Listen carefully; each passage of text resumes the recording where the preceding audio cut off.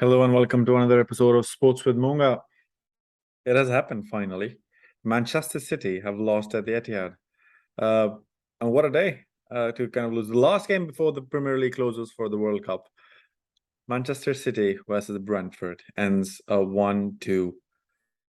Toney, the man, the legend, he basically proves or shows his strength, basically, right? That's a statement. You're not called for the England in England team for the World Cup. Gareth Southgate takes Callum Wilson from Newcastle, and this is what happened. And he proves a point. Toney scores in the first 16th minute, and then with a 10-minute extra time. That's never. I've not seen that for a long time. 10-minute extra time. He scores in 90 plus 8th minute. Wow. This is what kind of dreams and news is like made of, and almost like he shows his class, right? Toney shows his class. Manchester City full lineup. They went for this game. Like they had a good game. They had Phil Foden starting, Bernardo Silva, Erling Haaland starting, Ilkay Gundogan, Rodri, and Kevin De Bruyne. In the defense, it was John Stones, Cancelo, Laporte, and Akanji. So there was no way that they can basically say that the game was that City was playing weaker. I think what I could tell from the game was basically there was a lot of tired legs in that lineup for Manchester City, and almost like no subs made till like the 8th. The only sub made was Joao Cancelo and the 87th minute as well, and that's kind of too late already with the 10-minute added on. I think yeah, but Brentford did what Brentford does. They just basically stuck it out the result with a beautiful result for them, coming for, and yeah, there should have been more goals, of course, but then it just shows the mighty can fall, and the mighty have fallen here. What does this mean? Pep Guardiola. So we can talk a lot about tactics. Like Pep Guardiola knows what he's doing, of course. I don't want to comment on that, but I feel like the subs just came in late. That's how I feel. They were tired. Like they had a midweek game in the Carabao Cup, which they won against Chelsea, a 2-0 win against Chelsea. But then that game was kind of almost done and dusted. When that game got dusted,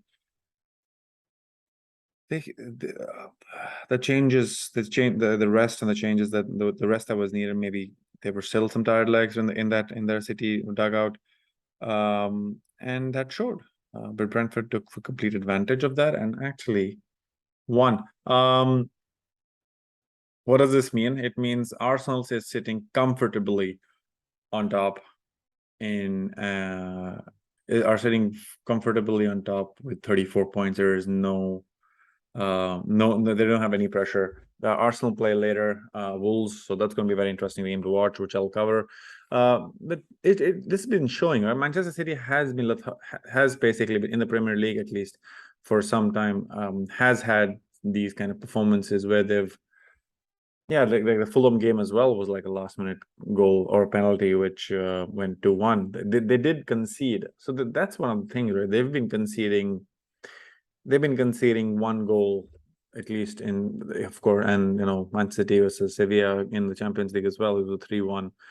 Man City. Fulham was 2-1, 2-0 for against Chelsea at Etihad in the midweek for the Carabao Cup. But then ending, it ended 1-2. So Etihad has been broken.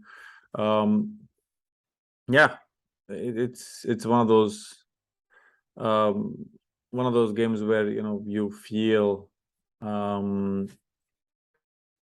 feel that City could have done something else. Foden scored a screamer. Foden's goal was a screamer, but then he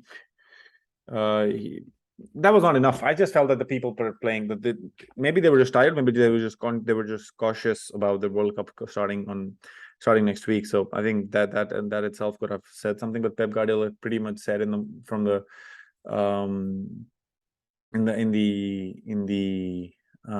the press conference that, you know, he is completely focused on the Premier League and Manchester City, and you know, he will not rest any players despite the World Cup coming in. So that's what he made very clear, and he did so. But then, of course, it's all on the players' performance that I don't think were up to the mark. But here we are. The season is kind of opened up now. Arsenal has a 2-point lead. Could be 5 by the end of this game week, and then we have a World Cup, and then we come back. The Boxing Day fixtures, and Boxing Day looks like it's Leeds away for Manchester City. That'll be a very interesting game itself at Ellen Road. After seeing what they're doing against Spurs right now, will be very interesting. But of course, a lot of key players will be rested, well rested. Haaland is not going to the World Cup for City. That's a key. That's a good point for them. They can rest him well. He can be rested, and make and get some good break that he would have needed. But the Bees scrape it through. It brought an end to the 15 consecutive home victories in all competitions for City as well. And that's one of the things, right? That's the big thing. You try to build momentum from this, but then it has happened. Manchester City have lost at Etihad.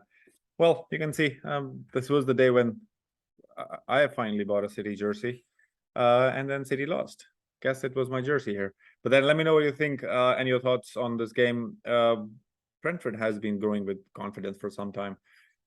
Toney has been on a splendid form of goals. There is no denying that. He's just been amazing right now.